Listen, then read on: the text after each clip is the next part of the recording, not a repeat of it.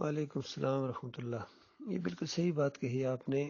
یہ جو تینوں گروہ ہیں نا، یہ ڈاکٹر مسعد الدین عثمانی رحمۃ اللہ علیہ کا ساتھی ہونے کا دعویٰ کرتے ہیں، لیکن انڈائریکٹ ان پر فتویٰ بھی لگاتے ہیں، کیونکہ ان کے اندر جرت نہیں ہے سامنے آ کے، شیر کے سامنے آ کے وار کرنا کسی کے بس کی بات نہیں۔ پیٹھ سے وار کرتے ہیں، پیچھے سے، منافقانہ انداز سے، بزدلی سے۔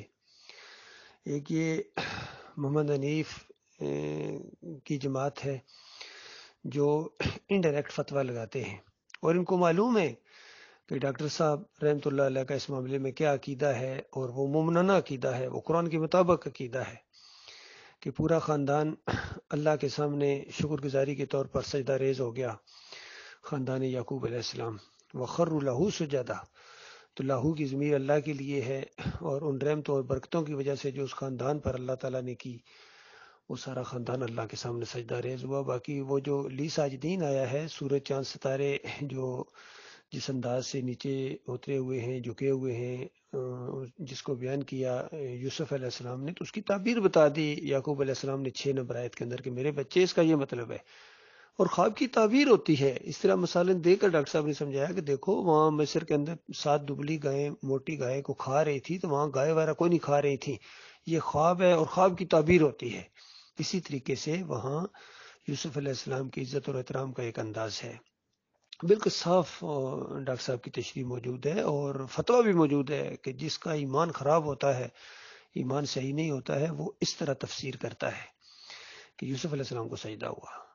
تو اب محمد حنیف اور ان کے جتنے قاری خلیل الرحمان، منور سلطان، یہ سارے کے سارے، عبداللہ عمر، اور اس طریقے سے یہ لوگ فتویٰ لگاتے ہیں کہ جو یوسف علیہ السلام کو سجدہ نہیں مانتا ہے وہ قرآن کا انکاری ہے، وہ ایمان سے خالی ہے، توحید سے نابلد ہے۔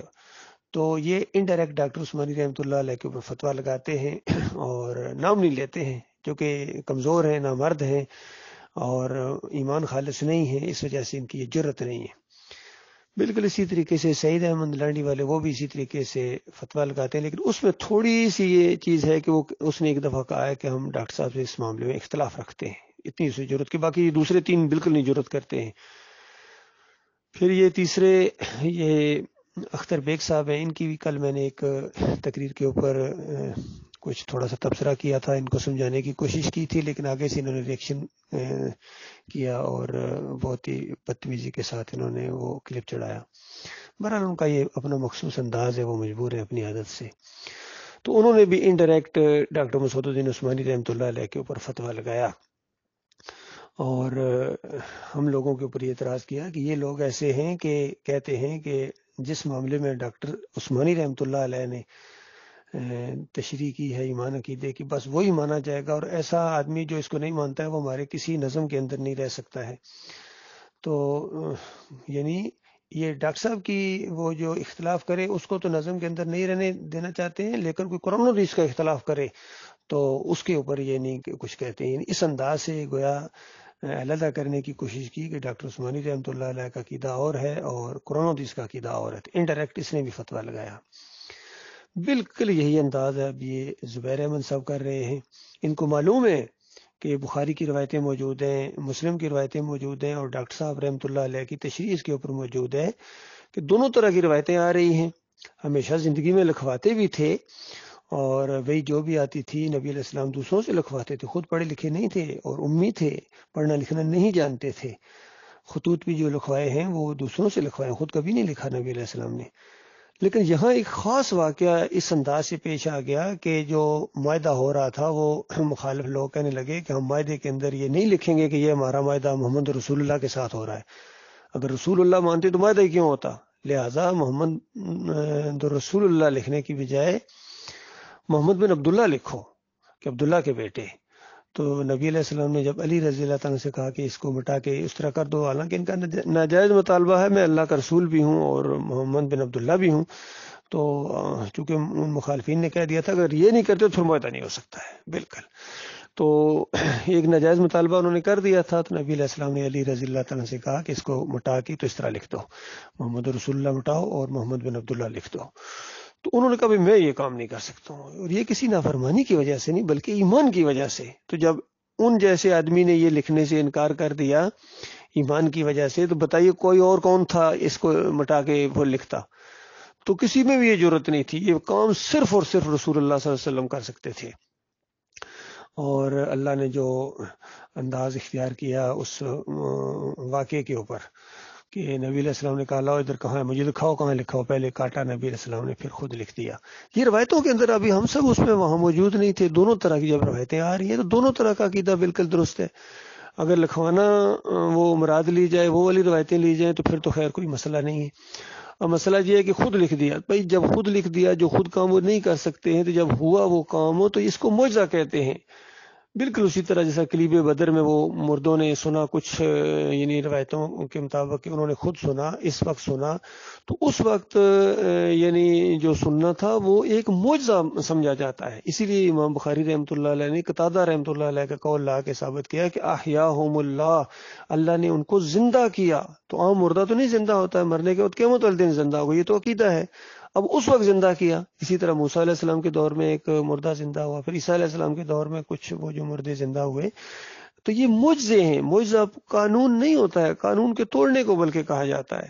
جو کام نہیں ہو سکتا، انسان نہیں کر سکتا ہے، وہ کام اللہ تعالیٰ اپنی قدرت سے کرتا ہے۔ اب ایک پڑھا لکھا انسان نہ ہو، وہ نہیں لکھ سکتے ہیں، اب جب اللہ ان کا ہاتھ چلا دے گا تو پھر یہ معجزہ کہلائے گا۔ اس طرح کا لکھوانا یا لکھنا جو ہے وہ معجزہ مانا جائے گا، لکھنا یعنی۔ تو اس انداز سے ڈاکٹر صاحب نے یہاں تشریح کی کہ ان روایتوں کے مطابق اگر معاملہ مانا جائے تو پھر یہ معجزہ ہوگا۔ اب اس کے یہ چونکہ انکاری ہیں، ایک دفعہ کہہ چکے ہیں کہ معجزہ ہو ہی نہیں سکتا، تو اس پر یہ زبیر احمد صاحب فتوے لگا رہے ہیں کہ جو معجزے کا مانتا ہے، جو لکھنے کا مانتا ہے، اس طرح کا عقیدہ رکھتا ہے، پھر اس کے اوپر وہ فتوے لگاتے ہیں جو براہ راست ڈاکٹر عثمانی رحمۃ اللہ علیہ کے اوپر وہ فتوے آتے ہیں، اور ڈاکٹر صاحب کے ساتھیوں کے اوپر بھی ظاہر بات آتے ہیں۔ تو یہ بالکل اس معاملے میں اپنی جو ایک منفرد سوچ رکھتے ہیں، یہ جو 3-4 آدمی ہیں، محمد حنیف صاحب ہو گئے، سعید احمد ہو گئے، اور یعقوب علی ہو گئے، اور ان کی سپورٹ اسی وجہ سے یہ لوگ کر رہے ہیں کہ چونکہ اسی سسٹم کے اندر ہیں۔ پھر یہ خاص کر اختر بیگ ہیں اور دائیو صاحب ہیں، اور ان کے جو اور کچھ لوگ ہیں، لطیف حسن صاحب بھی انہیں کی بولیاں بولنا شروع ہو گئے ہیں۔ یہ ضد والا انداز ہوتا ہے، اصل میں ان کی سب کی میں نے دیکھا ہے کہ یہ انا والے لوگ ہیں، یہ بہت زیادہ موٹے نفس والے لوگ ہیں۔ یہ توہین یعنی اس چیز کو برداشت ہی نہیں کر سکتے ہیں کہ ان کے بارے میں کوئی کہے کہ حضرت صاحب آپ کا موقف یہ غلط ہے، یہ آپ اپنی تھوڑی سی اصلاح کر لیں۔ تو اس سے پہلے کیا کہا کرتے تھے کہ ہم ایمان عقیدے کے اوپر قائم رہیں گے، قرآن حدیث کی بات جب بھی آئے گی ہم اس کو مانیں گے۔ تو اب کیا ہو گیا آپ کو؟